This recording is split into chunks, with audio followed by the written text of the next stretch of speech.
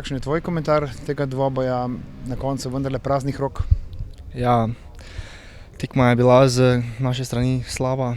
V prvem polčasu smo slabo igrali. Če bi igrali v prvem polčasu tako, kot smo v drugem, bi bil rezultat definitivno v našo korist.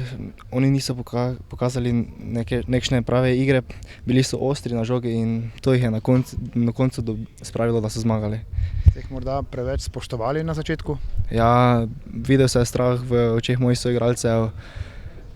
Nismo bili še pravi, upam, da bomo v sredo pokazali vse, kar znamo. Kljub vsemu ste se poskusili vrniti v igro, bili tudi blizu, potem vas je nov zadetek presekal. Kaj se je zgodilo takrat v obrambi? Ja, napaka, dogajajo se napake, to zgodi se zgodi se velikim igralcem, tako se tudi nam in zaradi to je bilo verjetno tisto ključno, zaradi česa smo izgubili tekmo. Torej, z rezultatom ne morete biti zadovoljni, morda ti osebno zadovoljen z obrambami, precej dela je bilo? Ja, bilo je kar dela, vendar tukaj je 11 igralcev oziroma 18. Šteje na koncu le vendarle rezultat ekipe, ne gleda se samo na mene in ekipa je ključna. Kljub vsemu to je prva tekma, torej še dve vas čakata, že naslednja bo zelo pomembna proti Madžarom, kako se je lotiti?